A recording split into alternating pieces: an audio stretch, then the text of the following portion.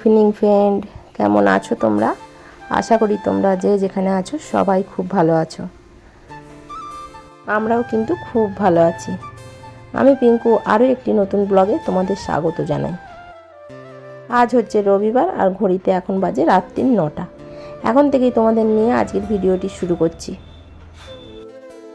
আশা করছি আজকের ভিডিওটি তোমাদের একটু হলেও ভালো লাগবে। ভিডিওটি স্কিপ না করে পুরোটা দেখার অনুরোধ রইল।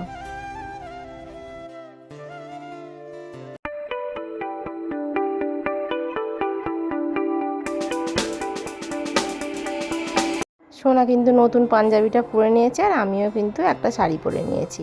সোনাকে কেমন লাগছে তোমরা অবশ্যই জানিও। তোমাদের ছোট ভাই মনে করে সোনাকে একটু আশীর্বাদ করো।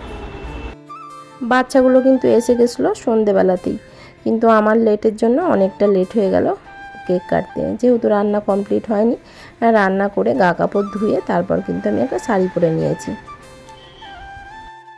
তারপর তো বিকাল থেকে অনবরত বৃষ্টি পড়েই যাচ্ছে আর কারেন্টও খালি চলে যাচ্ছে, আসছে আর যাচ্ছে।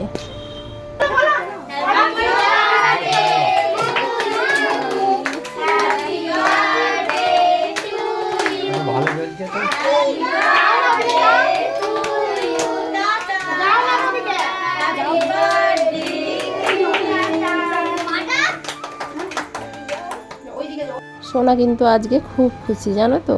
ও কিন্তু গিয়ে পছন্দ করে কেকটা নিয়ে এসছে। যে কেকটা তো সেদিনে দেখে এসেছিলো সেই কেকটা ছিল না, ওই জন্য এটা কি অরিও ফ্লেভারের, অরিও বিস্কুট দেওয়া আছে উপরে। কেকটা কিন্তু খুব সুন্দর, ওটাই ও পছন্দ করে নিয়ে এসেছিলো। আর বাবাই তো কেক কেটে ওর পাপাকে খাইয়ে দিল, আমাকে খাইয়ে দিল, আর তোমার দাদা ভাইও কিন্তু আমাকে একটুখানি কেক খাইয়ে দিয়েছিল। আর ওই জন্য সবাই কিন্তু হাসাহাসি করছিল। আর কি হয়েছে জানো তো, ওই যে কেকটা তো খুব মানে নরম কেক, আর তার সাথে তার উপরে যে ওই যে বাতি মতোটা কি একটা দেয় না, ওইটা যাই দিয়েছে না, ওটা ওয়েট আছে, ওইটা মানে কেকটা হেলে গেছে পুরো, একদিকের কেকটা একটু ভেঙে গিয়েছিল। আবার যে বাতিটা কিনলাম 7 লেখা, সেই বাতিটাও বার করতে গেলাম, সেটাও দেখলাম ভেঙে গিয়ে এক হয়ে গেল। সেটা তো আর করে দেওয়া গেল না। আর তারপর তো সেই পার্টি পপারটাকে নিয়ে তো মানে সেই কখন থেকে করা হচ্ছে, সে ফাটানো আর যাচ্ছে না, ফাটাতে পারছে না কেউই। তারপর লাস্টে অবশেষে কিন্তু হয়েছিল। আমি বললাম যে একটু কেকের কাছ থেকে সরে গিয়ে তারপর ওটা ফাটাও, নাহলে কেকেতে নোংরা করলে কী হবে, তো কেকটা আর খাওয়া যায় না। ওই জন্য বললাম একটু সরিয়ে ফাটাতে, কিন্তু অল্প অল্প কেকের উপরে পড়েছিল।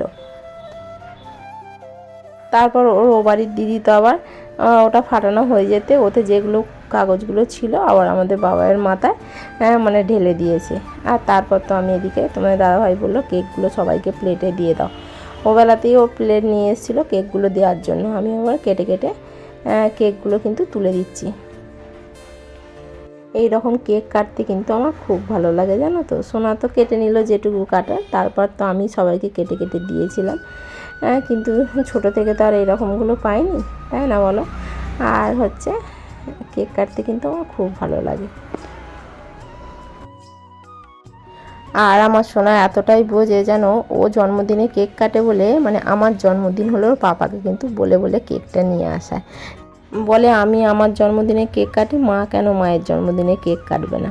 ওই জন্য কিন্তু ও বলে বলে কেকটা নিয়ে আসে। আর প্রত্যেকবারেই কিন্তু কেকটা আমি কাটি। আমার মানে সোনার জন্যই এটা সম্ভব হয়েছে, না হলে হয়তো কোনো দিন হতো না। তোমার দাদাভাই কিন্তু অত সব মানে করে না, অনেকের হাজব্যান্ডরা কিন্তু করে, কিন্তু তোমার দাদাভাই ওটা অতটা করে না। কিন্তু ছেলের জন্য আমার সেটা সম্ভব হয়েছে। সোনার যে বন্ধুগুলো এসছে কোনোটাই কিন্তু ওর সেম এজের নয়, জানো তো। সবাই কিন্তু ওর থেকে অনেকটা করে বড়, যেহেতু একসাথে সবাই খেলা করে, ওই জন্য সেই হিসাবে বলেছে। আর একজন খালি ওর থেকে একটু ছোট আছে। আর সোনা তো একদম ফটো তুলতেই চায় না, ফটো ভিডিও তুলতেই চায় না। ওর বাড়ির বৌদিরাও বলছে যে তুমি দাঁড়াও আমি একটু তুলি ফটো, কিন্তু ওর ওসব পছন্দ হয় না, ও একদমই তুলতে চায় না। আর সে বেলুন বেলুন করে যেন সে যুদ্ধ করছে, জানো তো। কেউ বেলুন নিলেই ওকে দিতে হবে, এরকম হচ্ছে অবস্থা। আর বেলুনগুলো তো মানে সঙ্গে সঙ্গে সবাই যায়, বেলুন মানে কেকটা কাটা হলো সঙ্গে সঙ্গে সবাই নিয়ে কিন্তু সব ফাটিয়ে দিয়েছিল। মানে বেলুনগুলো খুব সুন্দর ঘরটা সাজানো হয়েছিল, কিন্তু সেইটা আমার আর ক্যামেরা বন্দি করা হয়নি, জানো তো। আমার খেয়ালই ছিল না, মানে এতটাই দেরি হয়ে গেছিলো। তোমাদের দাদাভাই আমার পিছনে এতই তাড়া মারছিল, ওই জন্য আমার আর যে বেলুনের ছবিগুলো তুলবো সেইগুলো কিন্তু আমার তোলা হয়ে ওঠেনি, জানো তো। মানে সে তাড়াহুড়ো করে শাড়িটা যা হোক করে চেঞ্জ করেছি, আর তারপরেই কিন্তু আমি চলে এসেছিলাম মানে কেক কাটার ওখানে। আর তোমার দাদাভাই বলছে 9টার বেশি হয়ে গেছে, বাচ্চাগুলোকে তোমরা কখন খেতে দেবে, তাড়াতাড়ি নাও। আর এই দেখো তোমার দাদাভাই কেন হাসছে দেখছো, বলছে আমি কিন্তু কিছু বলতে পারবো না। আমি বললাম তোমায় কিছু বলতে হবে না, তুমি চুপ করে দাঁড়াও। হ্যাঁ, এই হচ্ছে ব্যাপার। তারপর তো 9:45টার সময় করে মানে বাচ্চাগুলোকে প্রথমে বসিয়ে দেওয়া হয়েছিল, তার সাথে কিন্তু আমাদের সোনাও বসে পড়েছিল। ও বলছিল মা আমি এখন বসবো না, আমি পরে বসবো। আমি বললাম তুমি সবার সাথে খেয়ে নাও দুটো, তুমি আবার পরে হলে আর একদমই খাবে না। ওই জন্য ওকেও কিন্তু আমি বসিয়ে দিয়েছিলাম। আর বলছে যে আমাকে আরও দাও, আমাকে আরও দাও বলে নিয়ে আর কিচ্ছুটি খায়নি, অল্প একটুখানি খেয়ে উঠে পড়েছে। ওর নাকি খেতে ভালো লাগছে না। আর তোমাদের দাদাভাই তো দেখো দরজার সামনেটায় চেয়ার নিয়ে বসেছে, কাকে কি দিতে হবে খালি বলছে, জানো তো সেই বাচ্চা বাচ্চা ছেলেগুলো। এবার আমি বলছি যে ওদের করে জিজ্ঞাসা করছি যে তোমরা নেবে কি, হ্যাঁ মানে ওরা বলছে নেবো না। তোমার দাদাভাই জোর করে হ্যাঁ ও দাও, দিলেই নেবে। আরে মুশকিল, দিলে নেবে, ওরা তো নিয়ে নষ্ট করছে, খাচ্ছে না। ওরা বলছে আমি খাবো না, তোমার দাদাভাই বলছে হ্যাঁ দাও, দিলেই খাবে। এরকম হচ্ছে ব্যাপার। এই নিয়ে একটু রাগারাগি হয়ে গেল তোমার দাদাভাইয়ের মধ্যে। মানে দিচ্ছি যেটা খাচ্ছে না, কিন্তু জোর করে তোমার দাদাভাই দিয়ে যাচ্ছে, এই হচ্ছে ব্যাপার। দৌড়ে তো একটা কাপড় পেতে দিয়েছিলাম, আর স্ট্যান্ড ফ্যানটাও বাইরে বার করে দেওয়া হয়েছিল। দৌড়ের পাখার হাওয়াটা যেন মনে হচ্ছে গায়ে লাগছে না, কিন্তু স্ট্যান্ড ফ্যানটা বার করে দিলাম, মানে হাওয়াটা যাতে লাগে ভালো। আজ মেনুতে ছিল ফ্রায়েড রাইস, চিকেন কষা, পায়েস, চাটনি, পাঁপড় আর মিষ্টি। আর হচ্ছে একটা বৌমা মাংস খায় না, ওই জন্য ওর জন্য ছিল মাছের ঝাল। তোমাদের কয়েকটা সুন্দর সুন্দর কমেন্টের উত্তর দিয়ে দিই। ইএন ফ্যামিলির বোনু বলেছে তুমি খুব সুন্দর রান্না করো, থ্যাংক ইউ সো মাচ গো। সুমিতা লাইফস্টাইলের বোনু বলেছে খুব ভালো লাগলো ভিডিওটা, থ্যাংক ইউ সো মাচ গো তোমাকেও। আর ডেলি লাইফের বোনু বলেছে খুব ভালো হয়েছে ভিডিওটা, প্রথম দেখলাম দিদিভাই, বন্ধু হলাম, থ্যাংক ইউ সো মাচ গো এত সুন্দর সুন্দর কমেন্ট করার জন্য। আমাদের সাথে কথা বলতে বলতে কিন্তু বাচ্চাগুলোর খাওয়া হয়ে গিয়েছিলো। তারপর হচ্ছে বড়গুলোকে বসিয়ে দিয়েছিলাম।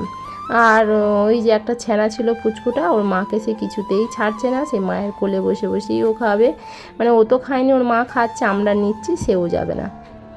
সবাই তো খাওয়া দাওয়া কমপ্লিট, ঘড়িতে এখন বাজে 12:15। ওরা তো খেয়ে দিয়ে সব চলে গেল। তারপর তো তোমার দাদাভাইকে খেতে দিলাম, তার শেষে কিন্তু আমি আর দিদিভাই দুজনে একসাথে খেয়েছিলাম। আর অনেকটাই রাত হয়ে গেছে, দিদিভাই সব মুছে পরিষ্কার করে নিয়েছে, বাসনগুলো সব রেখে দিয়েছি কালকে মাজবো বলে। আর সোনা ওই দেখো শুয়ে শুয়ে ফোন ঘাঁটছে। আজকের ভিডিওটা এখানেই শেষ করছি। যদি ভালো লেগে থাকে অবশ্যই একটি লাইক করো আর চ্যানেলটিকে সাবস্ক্রাইব করো।